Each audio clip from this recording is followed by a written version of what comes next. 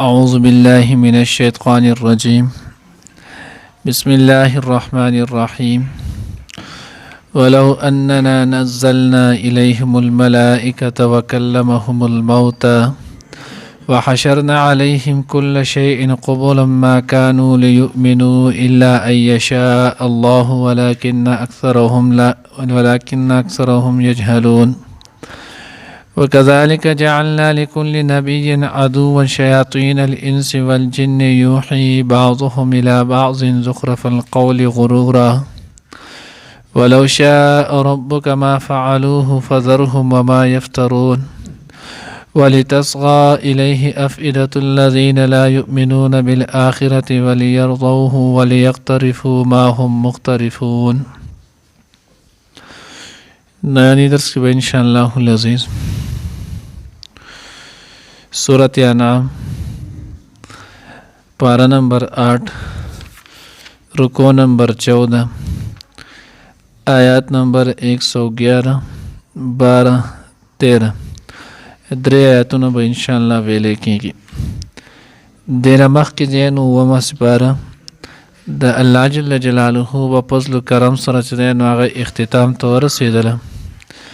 کمې کوتاهي شوې الله رب العزت دې راته هغه معاف کړي او دې ځای نه اوس چې نو هغه اتمه سپاره شروع کېږي.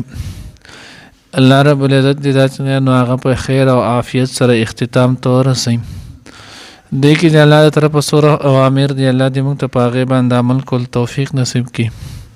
څومره نواهي دي د هغې نه دې الله رب العزت زموږ حفاظت وکړي. ما قبل سره ربط او مناسبت نو د مخکې سره ربط دا دی چې دې نه مخکې آیات کې تیر شو واقسموا بالله جهد ایمانهم چې دا کافر خو ستاسو ته چې نو مضبوط قسمونه خوري که موږ د چېرته چې نو هغه داسې معجزې څه نښې رالې نو موږ به ایمان راوړو. نو اوس دې آیات کې الله رب العزت چې نو هغه مسلمانانو ته وایي چې ګورې ستاسو که دا خیال وي چې موږ به دوی ته معجزې نښې چې دی نو هغه وښیي او دوی به ایمان راوړي نو چېرته هم داسې نشي کېدی. دوی په ضد باندې دي او کم انسان چې په ضد باندې وردېږي نو که دوی دته هر څومره خبرې چې نو هغه کې دلیل کړي خو دی خپل ضد په وجه باندې نه اوړي.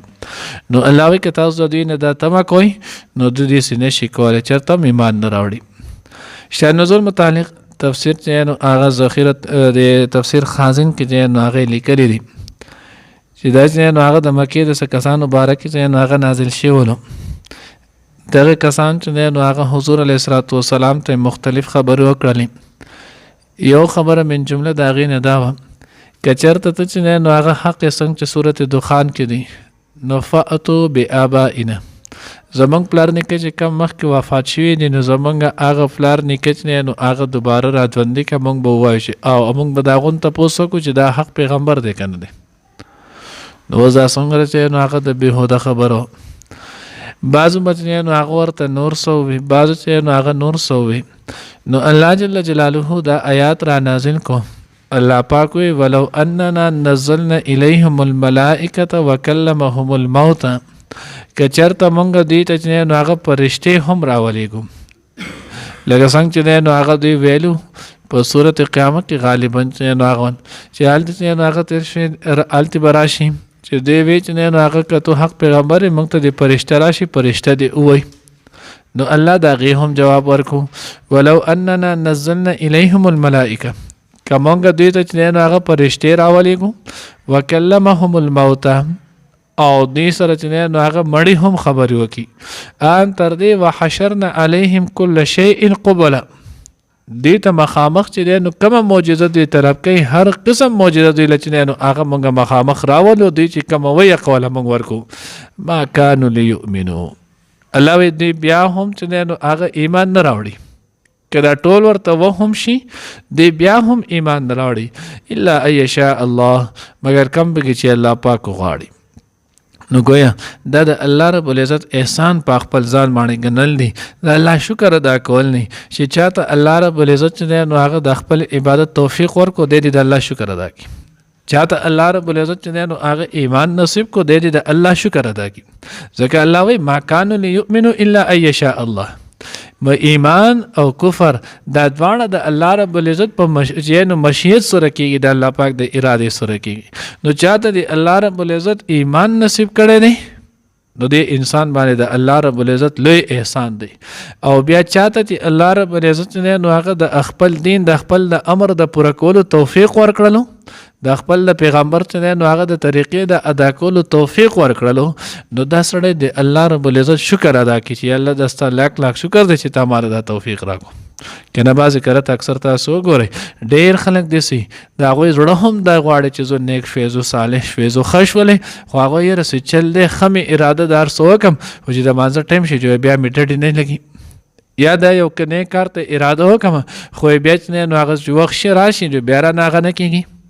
نو دا د الله په مشیت سره کېږي، د الله شکر ادا کول. او الله قانون دا دی لئن شکرتم لازیدنکم، که تاسو زما د نعمت شکر ادا کوئ نو زه به درله دغه نعمت نور هم سوا کړم. او په نعمتونو کې د ټولو نه لوی نعمت چې دی نو هغه د الله پاک بندګي ده او ایمان دی. الله دې موږ ته په دې باندې چې نو هغه قایم او دایم وساتي.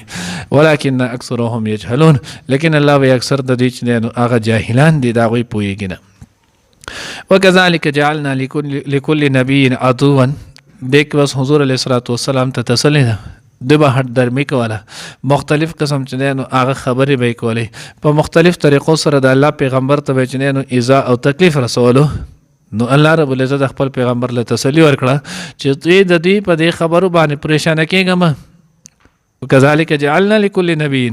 دا یوازې ستاسو نه، دا موږ د هر پیغمبر د پاره چې دی نو هغه د قشانت دی نو هغه دشمنان پیدا کړي ول، عدوا شیاطین الانس والجن، چې هغه د شیطانانو نه هم ول او د انسانانو نه هم ولو. دی به چې دی نو هغه د خپل الله پیغمبر ته به تکلیف رسو، د الله پیغمبر ته به ایذا رسوله. دا نوی نه ده، دا مخکې نه نورو پیغمبرانو سره هم شي. څنګه چې نورو پیغمبرانو صبر کړی دغه ایذا او تکلیف چې دی نو هغه برداشت کړی، تاسو هم داسې کوئ. که خیر کړی مخکې موږ ویلې هم ولو چې دی نو هغه حضرت موسی علیه السلام د هغه چې دی نو هغه د ټولو نه لوی دشمن په خپلو بن اسرایلو کې چې دی نو هغه سامرې وکړه، د فرعون دربار ته بتللو، د موسی علیه السلام چې دی نو هغه حلیه به یې جوړه کوله، پټکې به یې والو، امسا به یې راواغسته، چغه به یې چې دی نو واچوله، د موسی علیه السلام نقل چې دی نو هغه به یې جوړولو. نو زیات تکلیف خو ورته د خپلو نه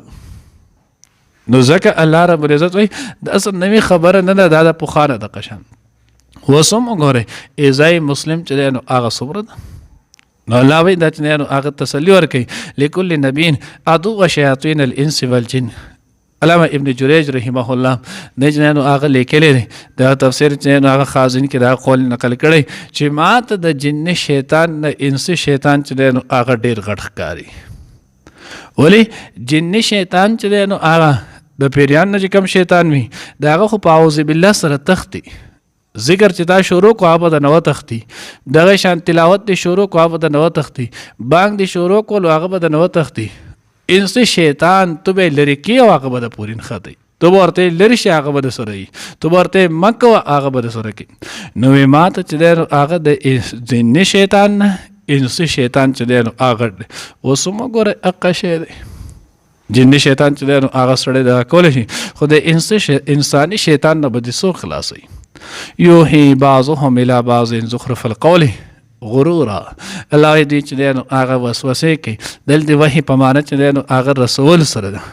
یوحي دې چې نو هغه وسوسې اچي، بعضهم الی بعض یو بل ته چې نو هغه دغه خبرې شیطان راشي دغه چې نو انس شیطان ته خبر وکړي، دغه انس شیطان چې دی نو هغه شروع شي دی چې نو هغه خبرې کوي، تفریق د خلکو په منځ کې راولي، نور نقصانات چې نو هغه پیدا کوي، خلکو چې نو هغه مختلف خبرې وکړي. نو الله وایي دی چې نو یو بل ته دغه وسوسې اچي، خبرې چې نو هغه کوي، خبرې څه کوي؟ زخرف القول، خبرې چې نو هغه د دروغ کوي، د زنه چې چېرته ښکلې خبرې یاد کوي دروغ. دویم غروره کوي د څه دپاره؟ د دوکې دپاره، ټول دروغ او دروغ چې نو هغه د څه دپاره؟ نو یو مقصد دا خبرې څه درسوي؟ د غروره د دوکې دپاره، خلک چې نو هغه دوکه کوي. اوس وګورئ ټول چې نو هغه دغه ترتیب روان نه دی، هر سړی چې نو هغه په مختلف طریقې سره، بیا هر سړی په خپل شیز کې چې نو هغه ماهر دی او د چې نو هغه څنګه خلک دوکي کله چا د یو کس چار کېږي یو دوکه کې کله چا کلی چار کېږي کله دوکه کې کله چا د ملک چار کېږي ملک دوکه کې چا د ټول قوم چې نو هغه چار کېږي هغه دوکه کې سو د پاره دقه ولو شاء ربك ما فعلوه اوس الله موږ د دین خلاصي ولینا الله چې نو هغه په زور پوها هم دی او الله رب العزت چې نو قادر مطلق ذات هم دی نو الله رب العزت دغه انسان شیطان نه موږ خلاصي ولینا الله دې دغه سره د فکې دغه خزر دی الله پاک د فکې دغه بنی آدم دی الله پاک د فکې چې دا مسلې نه جوړي نو دنیا دا دارالامتحان دی دارالامتحان کې انسان په هر لمحه کې چې نو هغه په امتحان کې اوس دغه خلکو له دغه کس له دغه چې نو سړی او ښځې له مهلت ولې دی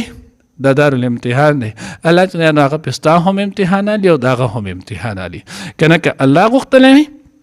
ولو شاء ربك ما فعلوه دو بچرته هم چې دی نو هغه دا کار نه کړی خو الله ولا دغه مهلت نو دغه د خپل ځای دپاره هم امتحان د چا سره چې مخامخ کېږي دغه دپاره هم امتحان دی چې دی په دغه امتحان کې څومره چې دی نو هغه کامیابېږي فذرهم پرېږده دوی لره وما یفترون او هغه څه چې کم دوی دروغ جوړوي دویم وجه دوی دا زخرف القول یو بل ته د دې وسوسې دغه وینا ولې رسوي ولتسقى الیه افئدة الذین لا یؤمنون د پاره د دې چې دې ته مایل شي زړونه د هغې کسانو چې د هغوی ایمان په آخرت باندې نه لري اوس تاسو ګورئ نیکه خبره کېږي روغه خبره کېږي قرآن درس کېږي تعلیم کېږي واز او نصیحت کېږي هغې ته وګورئ دغې ته څومره خلک چې نو ادا کېږي او کم چې دغه خرافات مختلف طریقو سره مختلف چې نو هغه عنوانات سره ویلی کېږي هغې ته خلک څومره په غور او په شوق سره کېني سوره په غور سره چې نو هغې اوري نو الله وی دا څه دپاره لتسقى الیه افئدة الذین د پاره د دې چې مایل شي دې ته زړونه د هغې کسانو لا یؤمنون بالآخرة چې هغوی یقین نه لري په آخرت باندې وليرضوه او د دې دپاره چې نو هغه چې دوی خوښۍ اله په هغې باندې خوشحالېږي د هغه چې نو هغه خوښۍ وليقترفوا ما هم مقترفون او د دې چې دوی وکړي هغه خراب کارونه کم چې دوی کوي الله دې زموږ د دغې نه حفاظت وکړي ولو اننا او کچری مونږه نزلنا الیهم الملائکه نازل کړو دوی ته فرشتې وکلمهم الموت او خبرې کړې د دوی سره مړو وحشرنا علیهم کل شیء او جمع کړو مونږه په دوی باندې کل شیء هر یو څیز قبولا مخامخ ما کانوا لیؤمنوا نو د بیا هم چې ایمان راوړی وي الا ان یشاء الله مگر دا چې وغواړي الله ولكن اکثرهم لیکن اکثر لدینا یجهلون جاهلان دی وکذالک او د قشان جعلنا مونږ جوړ کړل لكل نبی د هر پیغمبر د پاره عدوان دشمن شیاطین الانس چې شیطانان دی له بنی آدمونه والجن او د پیریانو نه یوحي بعضهم چې هغه غوږ دی یوحي چې هغه وسوسې اچي بعضهم بعض د دوی الی بعض ته زخرف القول درو خبر غرورا دوکې د پاره ولو شاء ربک کچر غختلی وستارم ما فعلوه نو دوی بدا کار نو کړی فذرهم پس پرېږده دوی لرا وما او هغه څه یفترون چې دوی دروغ تړي ولتصغى او چې مایل شي الیه دې طرف ته یعنې دغې دروغو طرف ته افئدة الذین زړونه دای کسانو لا یؤمنون چې ایمان نه لري بالآخرة په آخرت باندې وليرضوه او د پاره د دې چې دوی خوښ کړي هغه وليقترفوا او چې دوی وکړي ما هم هغه سج مقترفون چې دوی کوي یعنې غلط کارونه